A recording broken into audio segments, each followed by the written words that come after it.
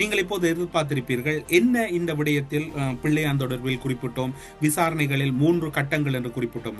விசாரணை இன்று 3 கட்டங்களாக பிரிக்கப்பட்டு நகர்த்தப்பட்டு கொண்டிருக்கின்றன. தாக்குதலுக்கு திட்டமிட்ட 2019 ஆண்டு காலப்பகுதியில் அரச புலனாய்வு அல்லது இராணுவ புலனாய்வு அல்லது அரச உயர் பதவியில் இருந்தவர்கள் யார் யார் இந்த திட்டங்களோடு தொடர்பட்டிருந்தார்கள். நிலந்த ஜெயவர்தன அவர்கள் இப்போது இந்த திட்டத்தோடு தொடர்பட்டார் என்கின்ற சந்தேகத்தின் அடிப்படையில் குற்றவியல் வழக்கொன்றுக்கான முகாந்தரங்கள் நீதிமன்றத்தை நோக்கி நகர்வதற்கு வாய்ப்பிருந்தன. திட்டத்தை நடைமுறைப்படுத்துவதற்கு பிள்ளையான் தொடர்பட்டார் என்று கூறப்படுகிறது என்றால், பிள்ளையான் இந்த திட்டத்தில் 2ஆம் கட்டத்தில் பிள்ளையானோடு உரையாடி இருக்கின்றார், பிள்ளையானோடு தொடர்புகளை பேணி இருக்கின்றார்.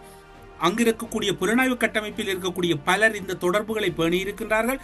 அவர்கள் பிள்ளையானை தயார்படுத்தியது உண்மையா, இதன் அனைத்து ஏற்பாடுகளையும் செய்தது புலனாய்வு துறைதானா என்கின்ற அடுத்த கட்ட விசாரணையும் தீவிரப்படுத்தப்பட்டிருக்கின்றது.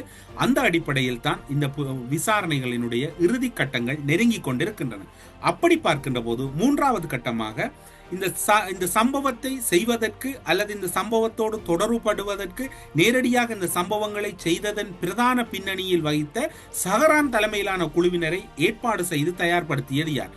இலங்கையில் இருக்கக்கூடிய புலனாய்வுத்துறையின் அதிகாரி, அரச புலனாய்வுத்துறையினுடைய தலைவராக இருந்தவர்கள் நிலந்த ஜெயவர்தன.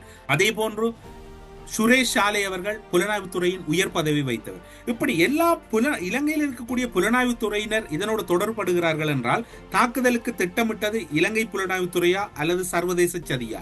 இந்த புலனாய்வு திட்டங்களை நகர்த்துவதற்கு பயன்படுத்தப்பட்டது பிள்ளையானா அல்லது பிள்ளையானுக்கு பின்னும் இன்னும் யாரும் இருக்கின்றார்களா? இந்த செயற்படுத்த போகின்ற அல்லது இந்த செயலை செய்ய வைக்கப்பட்ட சஹரான் தலைமையிலான தீவிரவாதிகளை பயன்படுத்தியது யார்?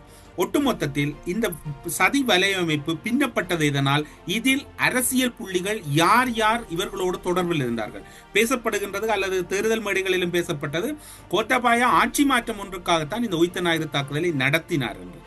இவ்வாறுதான் இந்த விசாரணைகள் இப்போது தீவிரப்படுத்தப்பட்டிருக்கின்றன. நல்லாட்சி காலத்தில் ஆட்சி மாற்றம் வேண்டும் என்று பலர் கோரிய போது, அன்றைய காலப்பகுதியிலே ஜனாதிபதி வேட்பாளராக தன்னை நிலைநிறுத்துவதற்கு கோட்டாபாயா இந்த சதியை செய்தாரா என்கின்ற விசாரணைகள் எல்லாம் இன்று தீவிரப்படுத்தப்பட்டிருக்கின்றன.